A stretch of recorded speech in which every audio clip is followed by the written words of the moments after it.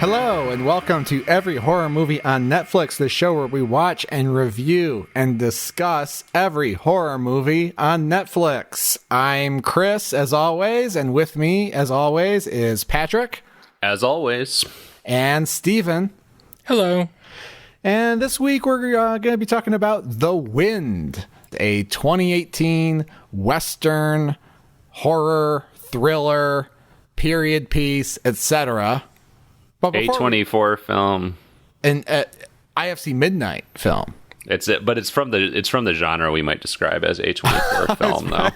A24 is no longer a distributor; it is a genre. I would agree. But before we talk about The Wind, on every horror movie on Netflix, we like to do a little catch up of what else we've been doing in the last 2 weeks since you heard us last. So what's going on, people? You doing anything horror related? Have you watched anything interesting? Seen anything interesting? Anything spooky happen in real life? I have. I watched The Faculty, inspired by some random Instagram post I think I saw. 1990. Patrick, was it a white woman's Instagram? I don't think so, but it's really hard to tell. It's one of those kind of like generic horror movie accounts where you don't know who's running it exactly, but could quite possibly have been a white woman. You never know. Anyways, it's a 1998 film, and good Lord, does it have everything. It's directed by Robert Rodriguez. It's written by fucking Kevin Williamson, who wrote Scream. It's basically got everything you could want if it's 1998. You've got your Josh Hartnett. You've got your Elijah Wood. You've got your fucking ushers in it. You've got John Famke Janssen. John Dog is in it. Robert Patrick is in it. Salma Hayek's in it. John Stewart. Our listeners don't know that John Dog is Robert Patrick. John Dog, yeah, that's what we call. Because he played John Doggett on the X-Files. Yeah, exactly. A very underrated, criminally underrated character. But it's got every fucking actor you could ask for in the late 90s, honestly. And there's aliens, there's body snatching shit going on, there's some gore, there's teen drama, there's snarky dialogue between teens. Had a great time with this film. I did too. I watched it. I had seen it at some point in the distant past. And remembered nothing except that Elijah Wood was in it. And I was really into him for a long time. Still am, really. This is a blast. I mean, it's a big, dumb movie. It's messy. Yeah. It's got its flaws. It's campy to a fault. Like, I think so much of it is probably intentional.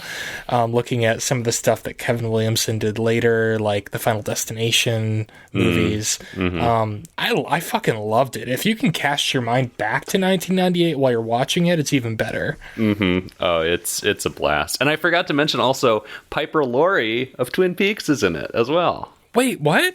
I don't remember her. She plays I forget what she teaches, but she's one of the teachers. She's one of the teachers who gets possessed very early on. Yeah. I did not even realize that was her. Wow. Okay. Awesome. Yeah. What a delight. Everyone, if you missed it somehow in the 90s, as I did, because I lived in a bubble at that time, go out and check it out. If you've seen it already, go watch it again. I'm definitely in the category of I've seen it long ago and forgot most of it. Should probably revisit it. I always liked the Bailey School Kids books when I was young. Vampires don't wear polka dots. Gremlins don't chew bubble gum. All that shit. Dead men don't wear plaid. Something like that. You know what I'm talking about? It was. I haven't heard of these. No. Oh, it was these books. They were for children, and the concept was there were like a group of kids at their school, and in every book they would suspect that someone working at their school was like some type of monster. And there would be a scene in every book where they're debating, much like Mulder and Scully, whether the character is actually a monster, like a werewolf or whatever. And then like some kid would be like, besides, everyone knows werewolves don't wear Nikes or whatever. Like that would be the name of the book. But like the gym teacher would be a werewolf, or the new assistant principal would be a gremlin, or someone would be a mummy, and great shit. And that's, basically what's going on in the faculty. I'm looking this up. These titles are amazing. Werewolves don't go to summer camp. Ghosts don't eat potato chips. And leprechauns don't play basketball. Just FYI. Oh, yeah, because the gym teacher was a leprechaun. Yeah. Wow. Yeah. This sounds like it's just due for the inevitable Netflix series adaptation. God. Oh, Eli Roth is probably already working on it. Don't worry. I would love that, to be honest. I would love it. Oh man, Chris, you would definitely appreciate, though, Robert Patrick is just in full malevolent energy mode in this movie. Like, Jesus, he's so just threatening. He's terrifying. Just a threatening presence. Yeah. Good. Well, I watched something this week that I enjoyed quite a bit. I watched Sea Fever. I caught it on Hulu, and it's an Irish film. And it's about a marine biology student who goes out on a fishing boat to complete one of her projects. And the fishing, she's just, there to look at the fish. She's just there to look at the fish. But the captain goes into a restricted area, and they encounter a large... I can't even tell you what they encounter. I feel like it'd be giving too much away, but it is a fever. There's a fever involved. There's a biological threat at sea, and we're trapped on a boat trying to deal with it. And it was very well made, pretty suspenseful. I really enjoyed watching this movie. It fell a little bit flat for me in the movie was over, and I was like, well, what was that all about? Why did I watch that movie? But moment to moment, it was great.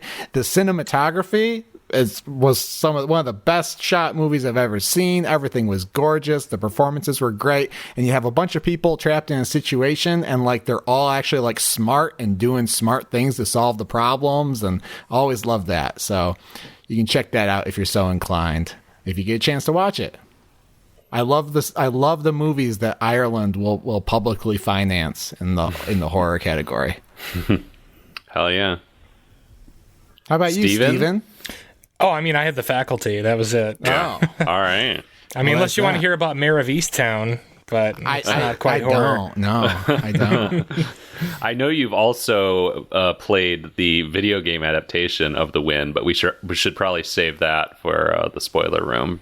Yeah, I tried to play it, if we can say that much. I did too. I didn't get much of anywhere. I had the same experience that you reported early on. Did you end up making it any further? No.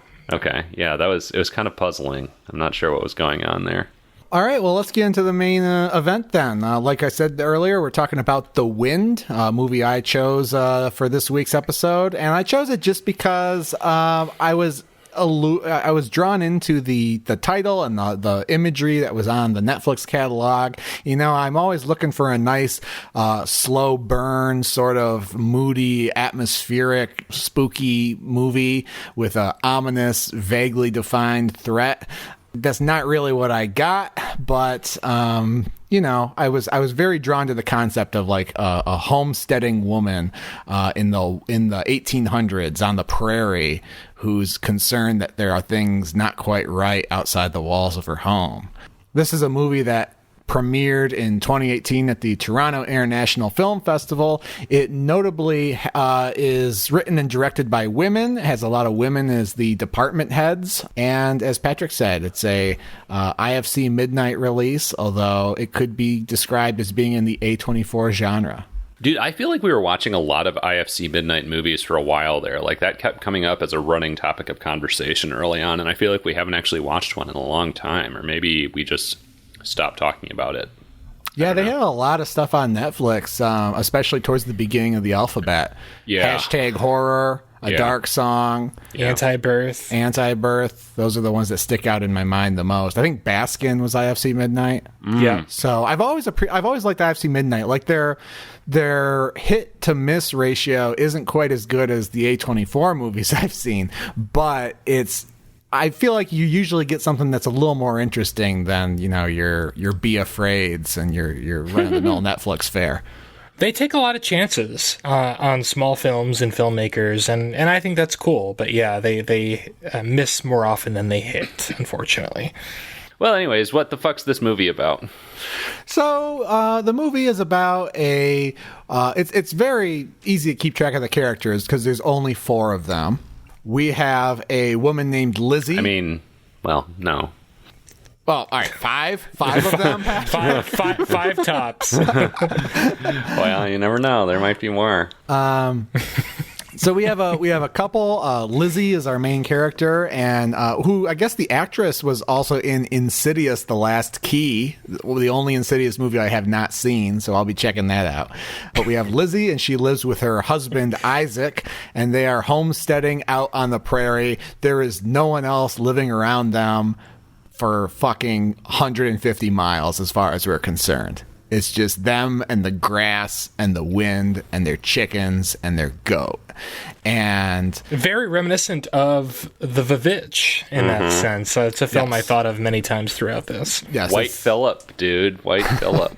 It's a very, very obvious comparison to make, for sure. So this is a hard movie to talk about because it's Well, okay, then. I didn't mean anything by it. I'm just saying, yes, I agree. Why don't you learn to say what you mean? I agree. Chris is like, shut up and sit down. Claws out. But this is a movie that's told in a very non-linear fashion. Extremely nonlinear fashion. So we're going to tell you some things about the premise that aren't necessarily revealed in the right order, but we're not going to spoil anything until we get to the spoiler room. Basically, we got Lizzie and Isaac are living in the house. Eventually, a new couple, Emma and Gideon, move in like, I don't know, a quarter mile away, a little less than that, something like that, into the only other cabin in sight. They develop a fragile friendship because they're the only people in town. You know, it's like, who the hell else are you going to be friends with? And, you know, not long after this other couple moves in and they start to develop a relationship, some weird things start happening. The neighbor woman, Emma, starts to, she gets pregnant and she begins to think that there's some dark force outside on the prairie in the wind that is trying to affect her and possibly take her baby. And then eventually the dark forces begin to encroach on Lizzie and Isaac as well. And it's kind of a vaguely defined threat, right? And so I don't really know what to say about it other than that. Well, I mean, we may as well cut to the chase because the movie literally does. I mean, the movie opens with blood-stained Lizzie walking out of the house with a dead baby in her arms, and immediately after we bury the corpse of Emma, whose skull has been blasted open with apparently a shotgun. So, like, we start off very much with, you know where this all is going. And usually I don't like this kind of a setup, as we all know, because I feel like a lot of movies start with, you know, the dramatic event that happens half or 2/3 of the way through and then work up to it. But I actually kind of liked it with this film because Lizzie is still so actively trying to unpack everything that's happened and figure out why it's happened. And so it fit very much with the character's experience of trying to understand herself, what had gone on, because very soon after these shocking deaths, both the men leave and leave her completely alone in this house, and she's just trying to sort out what's going on, what's in her head, what's not. So I found it pretty effective. And that's a good way to summarize sort of the A plot of the movie, which is just taking place in the present day, Lizzie home alone, trying to make sense of all the horrible shit that's been happening. Then we cut back and there's a B plot, a C plot, a D plot, an X plot, and they're all intertwined and kind of jammed in. We got flashbacks within flashbacks, and it's all very confusing. Well, I mean, they're all the same plot. It's just different points in time that we're cutting between. Right, but there's different threads within those plots. You know, we have kind of the story of Emma's pregnancy. We have the story of Lizzie's pregnancy. We have the story of various But it things. is all importantly seen through Lizzie's point of view. It's not like we really see what's going on with anybody that doesn't involve Lizzie. Right. It's all her memories. Her memories, yeah.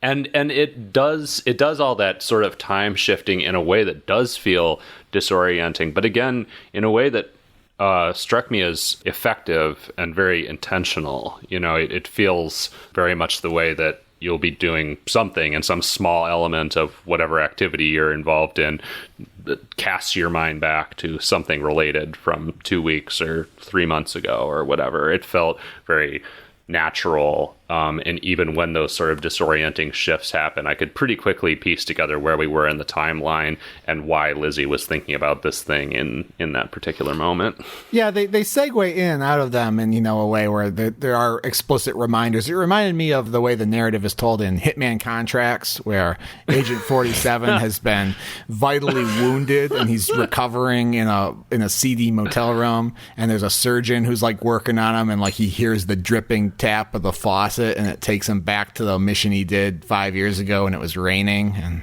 that kind of thing. Maybe Agent 47 was actually the villain of this movie. Maybe he shot Emma. It would have been a better movie. I had a hard time with the non-linear nature. I did too. I mean, it sounds like both of you had an easier time than I did, like, especially because this isn't set over a particularly great deal of time and it's all in the same general setting.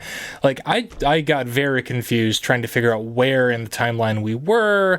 Once the idea early on is intimated that that both of these women were pregnant and had miscarriages, like, I had to kind of pause and reflect a few times to catch up and figure out where we were. And I struggled to really find a motivation for telling the story this way, other than that it is disorienting and it mirrors the way our protagonist is feeling and kind of processing these events. Like, it's an admirable effort.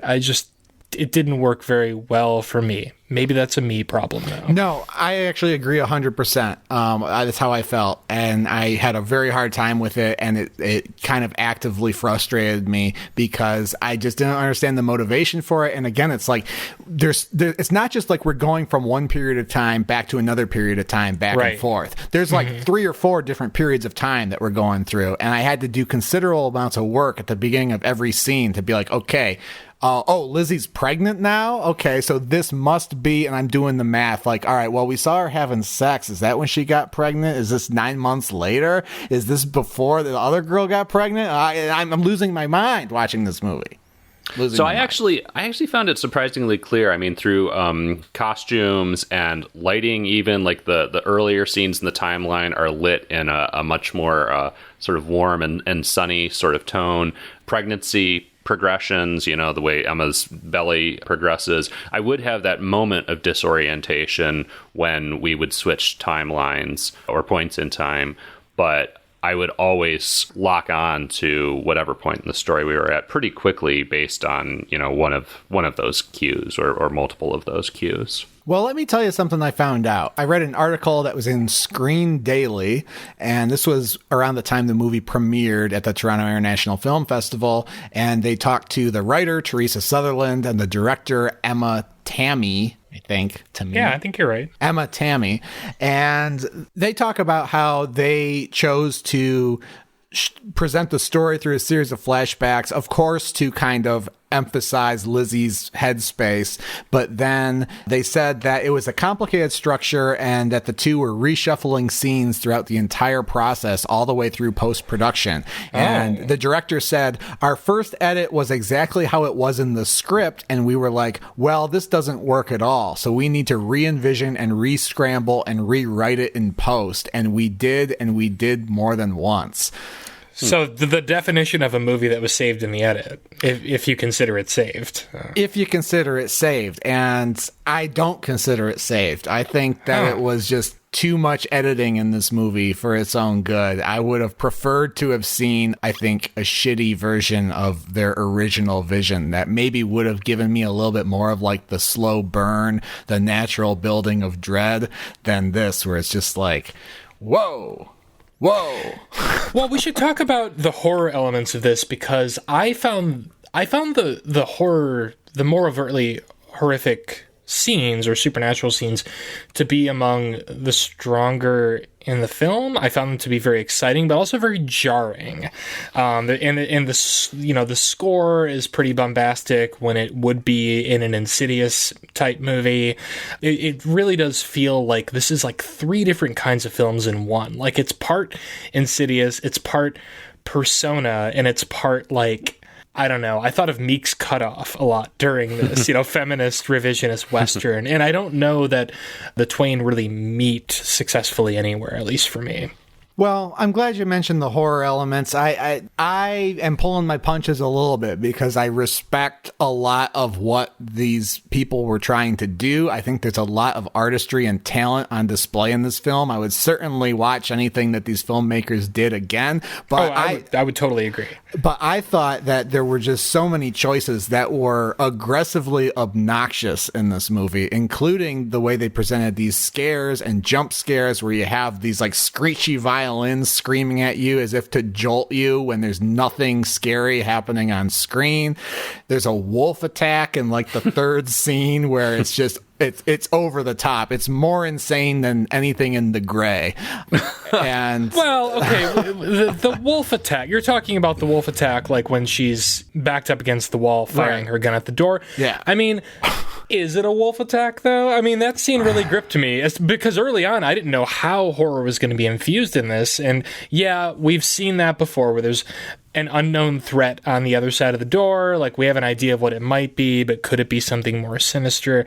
It's pretty boilerplate, but to have that dropped into this melodramatic Western, I thought was a pretty bold and exciting move. I was on board for that. It was still when we were kind of, establishing the tone. Everything was real dark. We just saw a dead woman in a casket with her dead baby. I'm like, oh God, I'm feeling drawn in. Then we see some wolves, and it's like, the wolves are ominous enough given what we've seen. Like, I don't need to see crazy B movie wolves that are like snapping at you through the door like it's Jurassic Park. Like, that takes me out of it.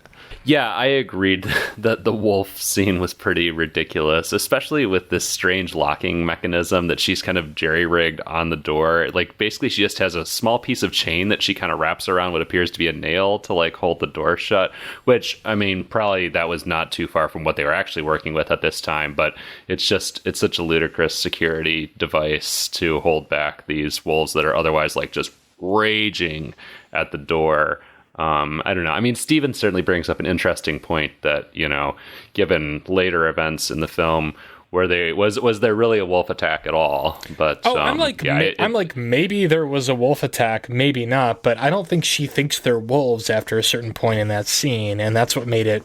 Yeah, it's over the top, but that's what made it kind of intriguing to me. It felt very silly and incongruous at that point in the movie. In any case. And maybe this is just me looking for the movie that I was hoping to get, which would be more like The Witch, where we just kind of slowly build up some dread and then it culminates in some terror.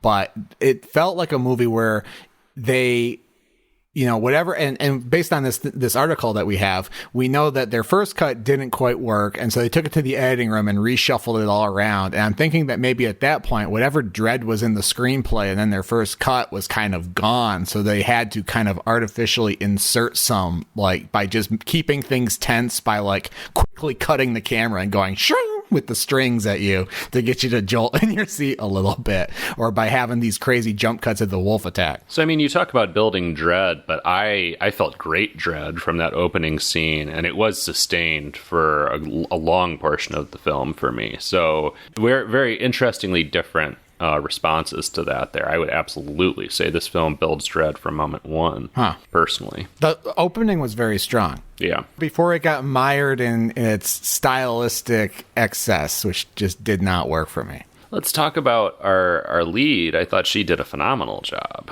Oh, yeah. Performances were good. Mm-hmm. Yeah, she has to carry this whole goddamn thing on her shoulders for the most part. I mean, Emma, the actress who plays Emma, certainly has some stuff to do, but this actress who plays Lizzie does the vast majority of the heavy lifting and certainly lives up to the task. I thought the performances were good. I did not like the dialogue at all. I wanted to bring that up because I think we've been spoiled by Robert Eggers quite a bit, but like I cannot watch a period movie now without like Post the Witch or Meek's Cutoff, another period western that has a very authentic feel. I can't watch one of these things now without thinking about the authenticity of the dialogue, the accents, the costuming, the set design. Like, this movie, because it has such an interesting shape, I had moments to like for my mind to wander and really think about the authenticity and the accuracy of some of these elements, and it took me out of the experience more often than not, especially the dialogue, as you were saying, Chris. Well, I don't care about the authenticity, but I do want them to sound like real people and not kind of like, well, how would someone say this back in the old days? Well, that's what I mean, I suppose. Yeah. It felt very, very Hollywood at times. Yeah, they just didn't really seem like real people to me in what they were saying. What I found interesting, and this seemed like a stylistic choice, really, was that they sounded like modern people speaking with modern cadence and accents, I guess. You didn't get the sense of anybody trying to do an accent of that time or emulate the speech patterns of the time. It felt very contemporary, I guess. And that seemed like a choice. I don't know if I have a feeling about it necessarily. It was just something I noticed repeatedly.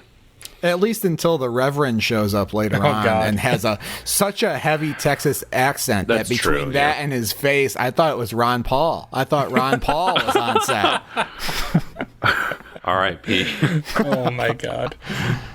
Yeah, man, fuck. Like it's hard to talk about this because like the information that's parceled out over the course of the film, it's kind of hard to like say where you're revealing too much and where you're not. I feel like to get into any real depth on this, we need to get into the spoiler room. Well, I feel like, I mean, perhaps I'm a little bit conflicted because I feel like simultaneously a lot happens in this movie and not very much happens. I think what happens is like big and impactful, and there are, you know, strong ideas behind the main events in this movie, but there are very few of them, and they're doled out in such a way that I feel like we get 15 minutes of plot over the course of an hour and a half film.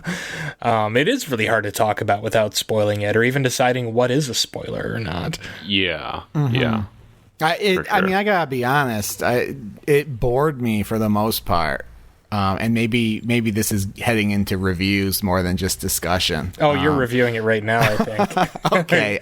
Just get it over with. I'll just review and get it over with. I have to give this movie a screw it. Again, it really pains me because like I said, there's a lot of good attributes here, but I kind of hated this movie between what I thought was unnecessarily convoluted time shifting to the jump scares and stuff, which I just thought were real. There are a couple good jump scares, but there's a lot more stuff that I just thought was obnoxious. And then in between, it's like, yeah, like Steven said, there's a few plot points. There's some scenes which I thought were good dramatic scenes, but it's just nothing's happening. And I wasn't afraid of the wind. I wasn't afraid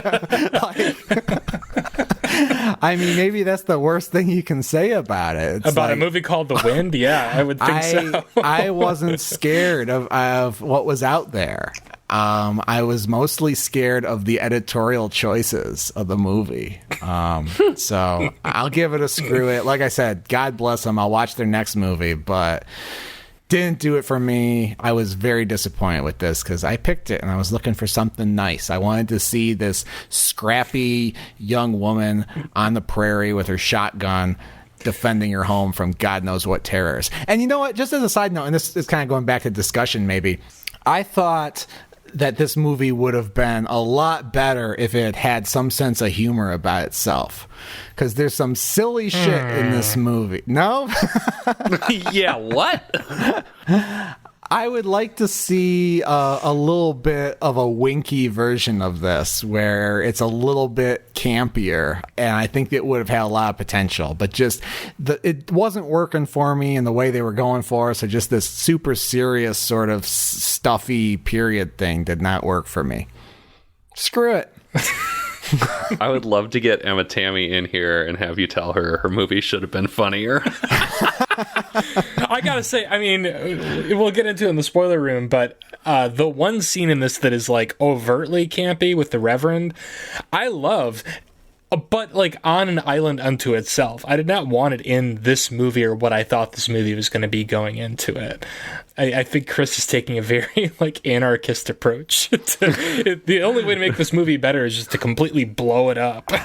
Yeah, maybe. Like I wanted to see a movie where it's like Lizzie's been here, she's seen some shit, she knows what's out there in the wind, she's got her gun, she's got her farm animals, and then like the neighbors move in next door and they're like, "Oh, you want to go out at night in the wind?" And she's like, "Fuck no, I don't."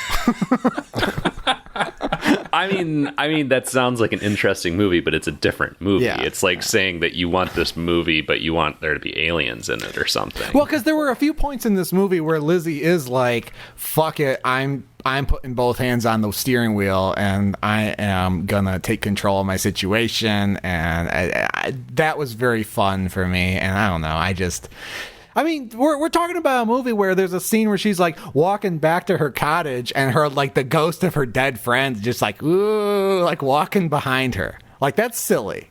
I mean, Chris, I have to say, it could be silly. Like, there's anything in a movie you could play silly. I think it should have been played silly. That's all I'm saying. You got me all fucked up when you mentioned the editing bit about this, like, because I felt like I came into this discussion with a firm stance on how I felt about this movie, and now I don't even really understand what this movie is trying to achieve, knowing that backstory. So I could kind of go either way. So would you view it, cue it, or screw it? I mean, if we're talking either way in that sense, it's between a cue it and a screw it. I'll give it a cue it because I think I do know some people, thinking of doing this in the spirit of would we recommend this to anyone? I think I know some people who might enjoy this. I really wanted to. I love a good kind of surreal female psychodrama pseudo-horror movie. I love Repulsion. I love Robert Altman's Images and Three Women. I love Persona. This movie, I think, aspires to be like each of those films in its own different ways, but doesn't quite achieve it because I think of just a lack of a singular vision, which isn't to say it isn't well directed or well shot or well acted, but the editing really kind of killed it for me. So I'm going to give it a low cue it. If you like any of those four movies that I mentioned that I think are in a similar vein but better, and you've run out of other stuff to watch to scratch that itch, check it out. Patrick? I will go with a cue it as well. It really lost some steam for me in the final third, maybe, and in the end I'm still trying to puzzle out kind of what the point or what the overall theme of this was, and I'm sure we're going to have a rip-roaring discussion about that in the spoiler room. But I mean, I already have made this point about the editing, but I thought the editing, and actually the story Chris told about them going back to the drawing board with this and recutting it and rewriting it in the editing room is fascinating to me, because I think they came up with something that to me was maybe bordering on masterful. I really thought they did a nice job of, again, portraying the character's disorientation through that editing in a way that still made sense and hung together and that I could piece together as a viewer. It's an interesting film. It's certainly not fully successful. The title, The Wind, is terrible. They should have picked a different title for sure. Oh, the better title is in the movie. I don't know if this is a spoiler, but Demons of the Prairie would have been amazing, right? Sure. Yeah. Yeah, sure. Absolutely. And then you're expecting kind of a metaphor. I mean, based on the title and the description on Netflix, I don't think you would be wrong to assume, like I would, that we're dealing with something like the fog or the mist, or it comes at night, whatever the it is, which we never find out. Sure. Mm-hmm. Like You're definitely following a tradition, whether you want to or not, when you name your movie The Wind. And if the wind really doesn't drive the action in your movie, can you remember a scene where the wind, there's who's reviewing here? All right. Who's reviewing here, Chris? I also remember a scene, but we'll get into it in the story. All right. Continue, Patrick. No, I mean, the wind just could be the title of anything. The fog, at least, is evocative of something that we already think of as sort of creepy or mysterious, but the wind could could be anything, and it's not expounded upon within the movie meaningfully or memorably enough to go, oh, the wind. I really get why it's called that now. I mean, other than that, she's out on the prairie, her only companion is the wind, whatever. I mean, I get it, but there's still, you could do better. I don't know why I'm fixating so much on the title in this review right now, but anyways, cue it. That's my review. Well, this isn't really spoilers, but from the same article that I was reading before, they talk about how the writer was living in Kansas and was working in a community garden, and the wind was blowing a lot, and a woman told her, it used to drive women crazy, this wind. And she was like, what? Tell me all about that. And so from that kernel of an idea that like, oh, all the crazy winds out there will drive you nuts, that's kind of where they were coming from.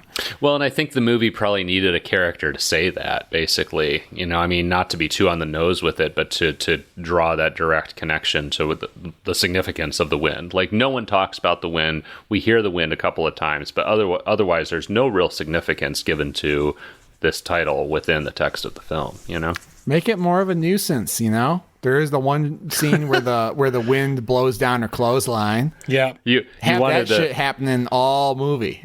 You wanted the wind to just blow those wolves right into the house. Yeah. Seemed like it was trying. Wolf-nado. All right. Well, that's I guess all we can say now before we head over to the spoiler cottage and talk about everything else that happens in the wind. If you don't want to stick around for spoilers, Godspeed. But before you go, you can check us out on social media at AmonCast, EHMONcast. You can go to our website at everyhorrormovieonnetflix.com. You can go to our merchandise store. We got shirts and shit to sell you. We got a list of all the movies we've reviewed on our website. Or, just drop us a message and tell us what you thought of the movie, because we love hearing from our listeners. And you know what? There's only 3 of us, and we don't get it right all the time. Just most of the time. And still no one from the United Arab Emirates has beamed in to offer thoughts on Grandmother's Farm. So come on, hop to it. They're on their way, but they had to stop at the convenience store for a few weeks. Oh, boy. All right, we're going over to the spoiler cabin. We will see you soon.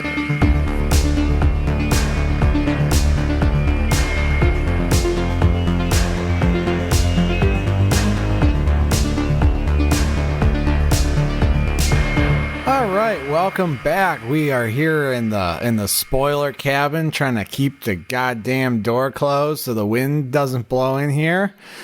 And we're going to spoil everything about the wind. So, I mean, like Steven said earlier, there's a few main plot points dispersed in piecemeal in a nonlinear fashion throughout this whole movie. The important takeaways are, as I said earlier, our heroes, Lizzie and Isaac, get closer to Emma and Gideon, the neighbors across the field. Lizzie becomes a little suspicious that Emma and her husband Isaac are getting a little too familiar. Emma eventually becomes pregnant, starts to think that the wind outside contains a spooky in it. And, but she's hysterical. Wait, are we sure, Chris, I'm sorry, are we sure that it's a spooky? Could it be a critter or a ghoulie or a munchie even? If this were about a critter, I think I would have liked it more. Oh, hell yes. Okay, sorry. But Emma apparently shoots herself in the head with a shotgun, inexplicably. They try to save the baby. They can't save the baby. Lizzie has already been pregnant and miscarried at some point previously in the timeline. And basically, Lizzie's left alone. She's in the wind. She's trying to put her life back together. She's experiencing spooky things like wolf attacks. And then basically her husband comes home. I'm fucking this up. It's such a hard movie to talk about. But her husband You're doing great. Basically, at the end of the movie, her husband comes home. She's convinced that, like, her husband is a spooky critter from the wind. And it's kind of revealed that, oh, actually, Lizzie's just crazy, basically. Lizzie's crazy, and she's got a case of the vapors. Bitches be crazy is the feminist takeaway. And she shot Emma in the face, apparently. She murdered Emma because she found out that Emma was actually sleeping with her husband. She was sleeping with Isaac, and the baby might have even been Isaac's. Yikes. And Lizzie can't handle it. So she murdered Emma in cold blood. She murders Isaac, her husband, in cold blood. Then she goes out to the prairie and she sits down and she's like, yep, that's me. Wind made me go crazy. Well, is that coherent at all? Is that lucid at all? As lucidly as I think you can describe this narrative. Yeah. Well, and the preacher also shows up at some point, who she had met earlier in the movie, and who had given her a book about like the demons of the prairie, which is where Chris got his title from before. Stephen. Stephen got his title for the alternate title for the movie from before, and the preacher ends up being a vision, monster, spooky, don't know, hallucination. We don't know. Yeah, I mean, we have an unreliable narrator here, so we really don't know what happened in this movie and what didn't. Mm-hmm. So, I mean, case in point, we got a reverend who comes to the house and has a pleasant visit, then leaves, then comes back apparently as a critter from the wind. Mm-hmm. Then Lizzie finds his corpse in the morning, but then when Lizzie's husband Isaac comes home, he's like, "Oh yeah, I saw that reverend on the trail. He was doing great. He said you were very friendly. God bless." And what do you make of that? We really don't know. Yeah. Well, and I guess I want to offer an alternate interpretation of your description of the scene where where we finally see what happened to Emma, where Lizzie shoots Emma in the head. I don't know that Lizzie does that just because she's like upset that Emma and Isaac were sleeping together. Emma's kind of unhinged herself in that scene, and Lizzie seems scared by her because Emma is clearly losing it. Oh yeah, even like long before that. Well, it's hard to tell exactly how long before, but I mean, Emma says some pretty fucked up shit about Isaac and like comparing him to the devil or something. I got kind of lost in that scene. My favorite scene in this movie, my favorite scene, the gold star scene, 5 stars for this scene. Check it out. The rest of the movie, screw it. Is when Emma and Lizzie are talking about baby names. Yeah, that's what I'm talking about. That's right. That was the impetus for that conversation. That was awesome. That was great writing. Best scene. Sorry, Patrick. We derailed you. We're talking about the scene where Emma gets I remember blasted. It. Yes, yeah. Well, yeah. I'm just trying to bring us back. Yeah, no. I mean, I think Emma is clearly losing it just under these very isolated conditions that they're in, and I think that's what Lizzie ultimately succumbs to as well. And I don't know, I like I said, the main thing I'm struggling with this is, what's the point, what's the theme? I think certainly you could read it the way Chris just did, which is basically bitches be crazy. Turns out she's just a crazy woman who wanted to kill everybody around her, and I think that it's a valid reading. Like, you can certainly I'm being facetious. Well, but I think that's valid though. Like, that's certainly an interpretation of this film that you can look at the pieces and they can add up to that. I think they can also add up to a piece about isolation, a piece about both these women kind of being dragged out to this place by their husbands and what happens as a result of that. I don't think that the dots are connected quite clearly enough, obviously, because we're not sure if the point is supposed to be that or if the point is supposed to be bitches be crazy.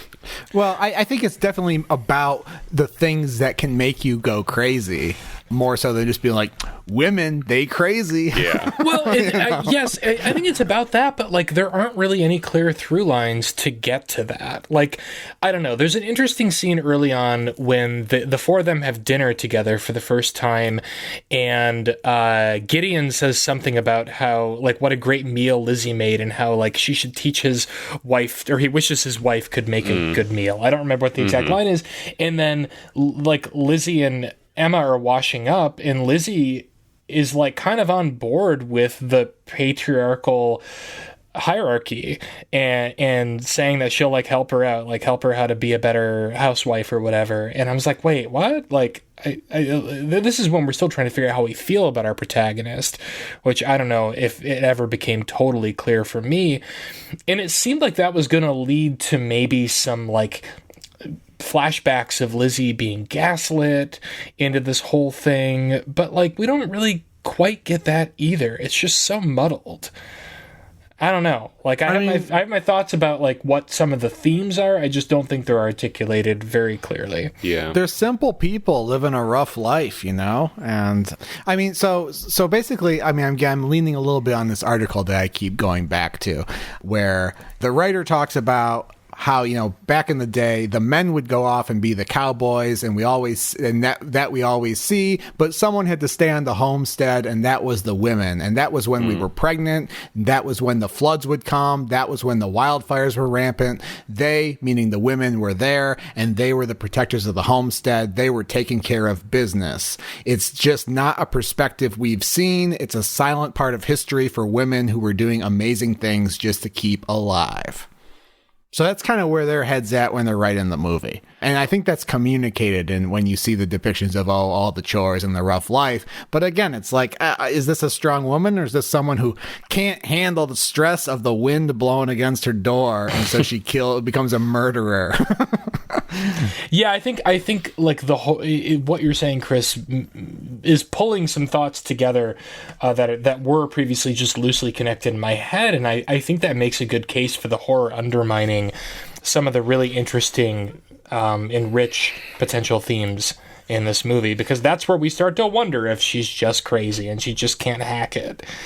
I love the idea that Isaac, the husband, is a cowboy, and that maybe he's like, when he's gone, he's a fucking gunslinger this whole movie. Yeah. But we just don't see it. He's just like fucking John Wayne out there. I would have loved this movie so much more if there had been like one scene where like that indicates, like, you know, where he like comes home and he just like takes off his gun belt and like flips his gun and lays it down. I'd love it if every time he came home he was just like drenched in another man's blood. And every time he opens the door, it goes, ah!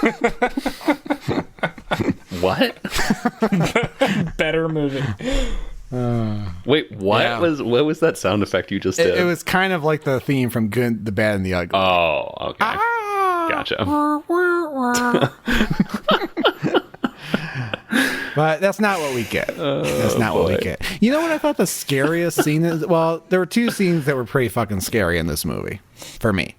One was when she finds the diary of Emma, and that was when it had the only really effective jump scare for me, because she finds Emma's diary, and of course, when you find a diary in a horror movie, you know some shit's gonna go down. So I'm very drawn in and focused on this. I'm like, fuck yeah, she found a diary. Because it's like Ouija Origin of Evil when they find the diary. Oh, yeah. That's the best part of the movie. Hell yes, it is. Because the diary doesn't end when the writer of the diary dies. But so I'm like, all right, she found a diary. I'm very, very into this diary, and she picks it up off the floor, and like the ghost of Emma is there, and she's like, "Where's your gun, Lizzie?" And I shit my pants. The other scary part was, because obviously there's this wolf attack in the beginning, and we see that her goat has died, and then she goes outside and her goat's there. The wind got her goat. White Phillip is there, and that was, I thought, really scary and dreadful. Like, what's scarier than seeing your pet that was horribly killed and now it's there alive again? But here's the fucking problem: the whole movie is told out of sequence, so that doesn't really work, you know? Yeah. Because we're having continuity stuff all over the place, so it's like, maybe, I don't know. Those scenes occur in sequence, though, right? Like, we see the goat is killed, and the goat returns. Like, that happens in that order, right?